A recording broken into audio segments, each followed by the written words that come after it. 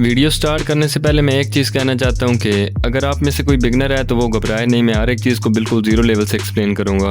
नीचे की side plus वाले आइकन के ऊपर टैप करो और इधर से शेप को इंपोर्ट कर लो। अब इसके एडिट शेप वाले ऑप्शन के ऊपर टैप करो और जिस तरीके से मैं एडिट कर रहा हूँ बिल्कुल इसी तरीके से आपने एडिट कर लेना है।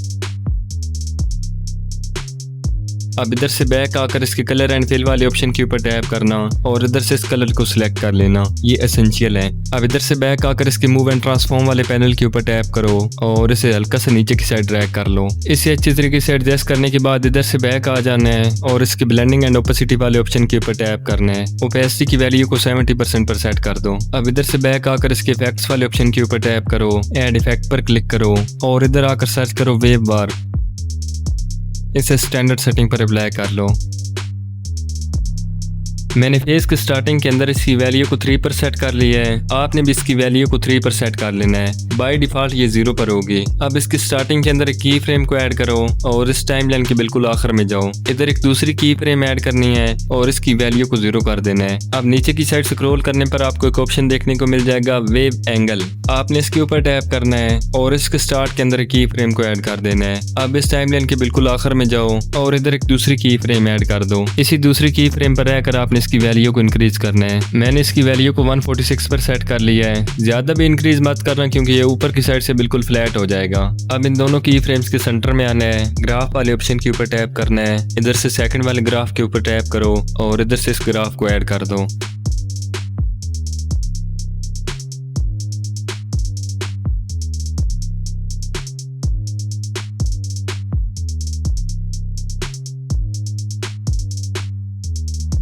इसके अंदर आपको एक और ऑप्शन देखने को मिल जाएगा मैग्नीट्यूड का। उसकी वैल्यू को आपने हल्का सा डिक्रीज कर लेना है। मेरे केस में मैंने इसे 2.9 पर सेट कर लिया है। अब हमें चाहिए एक बबल। इस टाइमलाइन के बिल्कुल स्टार्ट के अंदर आ जाओ और प्लस वाले आइकन के ऊपर टैप करना है। इधर से सर्कल शेप को ऐड कर लेना है। अब इसके कलर एंड फिल वाले ऑप्शन के ऊपर टैप करो और इसके अंदर एक्वा ब्लू कलर को सिलेक्ट कर लो। अब इधर से बैक आकर इसके मूव एंड ट्रांसफॉर्म वाले पैनल के ऊपर टैप करना है और जिस तरीके से मैं एडजस्ट कर रहा हूँ बिल्कुल इसी तरीके से आपने एडजस्ट कर लेना है। ये करने के बाद नीचे स्केल वाले ऑप्शन के ऊपर टैप करना और इसका स्केल 0 पर सेट कर देना। अब इस टाइमलाइन से आगे मूव करना है। मैं स्टार्टिंग से तकरीबन 20 फ्रेम आगे आ गया हूँ। इधर आकर इसकी स्केल की वैल्यू को इंक्रीज करना स्टार्ट कर दो। अब इधर से बैक आकर इसके आगे वाली लेयर को ट्रिम कर दो और इसके मूव एंड ट्रांसफॉर्म वाले पैनल के ऊपर टैप करो।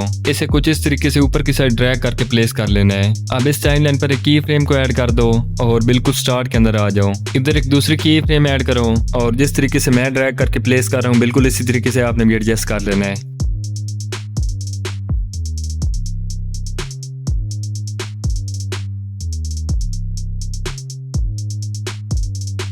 अब इधर से बैक आकर इसके ब्लेंडिंग एंड ओपेसिटी वाले ऑप्शन के ऊपर टैप करना है और इसके स्टार्ट के अंदर एक की फ्रेम को ऐड कर देना है। अब इस टाइमलाइन के बिल्कुल आखिर में जाओ, मतलब इस लेयर के बिल्कुल आखिर में जाओ। इधर एक दूसरी की फ्रेम ऐड करके इसकी ओपेसिटी की वैल्यू को 0% पर सेट कर दो।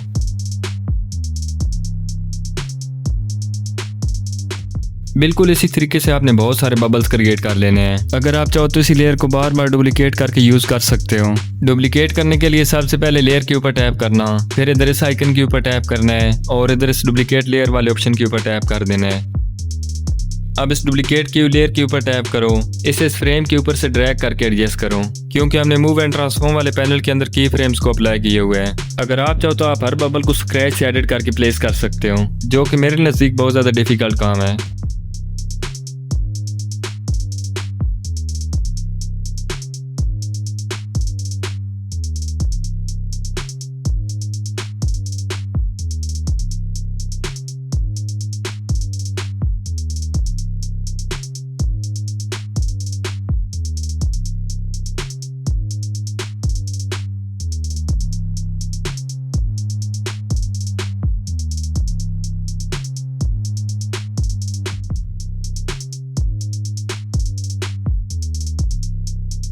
अब ये सब करने के बाद हमने इंपोर्ट करना है अपना मेन ऑब्जेक्ट। इसे इंपोर्ट करने के लिए दोबारा प्लस वाले आइकन के ऊपर टैप करना, मीडिया वाले ऑप्शन के ऊपर टैप करना, इधर ऑल वाले ऑप्शन के ऊपर टैप करो और इधर से अपना कोई भी ऑब्जेक्ट इंपोर्ट कर लो। ऊपर प्लस वाले आइकन के ऊपर टैप कर देना। अब इसकी मूव एंड ट्रांसफॉर्म वाले पैनल के ऊपर टैप करना है और इसे कुछ इस तरीके से नीचे की साइड प्लेस कर लेना है। अब नीचे स्केल वाले ऑप्शन के ऊपर टैप करो और इसका स्केल अपने मुताबिक सेट कर लेना है। ये करने के बाद इसके स्टार्ट के अंदर एक की फ्रेम को ऐड कर देना है और इस टाइमलाइन से आगे मूव करना है। इधर एक दूसरी की फ्रेम ऐड कर दो और पहले वाली की फ्रेम पर आओ। पहले वाली की फ्रेम पर आपने इसकी वैल्यू को 0 पर सेट कर देना है। अब इन दोनों की फ्रेम्स के सेंटर में आओ, ग्राफ वाले आइकन के ऊपर टैप करो, इधर से सेकंड वाले ग्राफ के ऊपर टैप करो और इधर से स्मूथ ग्राफ को अप्लाई कर लो। इसे जिस तरीके से मैं एडिट कर रहा हूँ बिल्कुल इसी तरीके से आपने एडिट कर लेना है। इसके बाद ये परफेक्ट तरीके से पॉप करना शुरू कर देगा। अब इसी तरीके का यूज करते हुए आपने मल्टीपल लोगोस पर एनिमेशन को अप्लाई कर लेना है। बस हर टाइम उसका स्केल डिफरेंट होना चाहिए।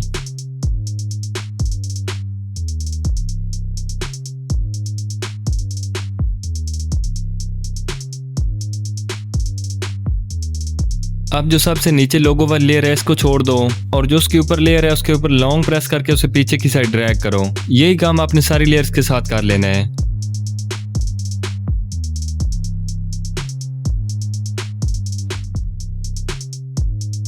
अब मेन ऑब्जेक्ट वाली इन सारी लेयर्स को एक ग्रुप के अंदर कन्वर्ट कर देना है। ग्रुप के अंदर कन्वर्ट करने के लिए किसी भी लेयर के साइड पर लॉन्ग प्रेस करना, बाकी लेयर्स के ऊपर टैप कर देना, उसके बाद ऊपर इस आइकन के ऊपर टैप कर देना है। अब जो सबसे नीचे लेयर है वेव वाली, इसके ऊपर इस साइड पर लॉन्ग प्रेस करो और इसे ऊपर की साइड ड्रैग करो।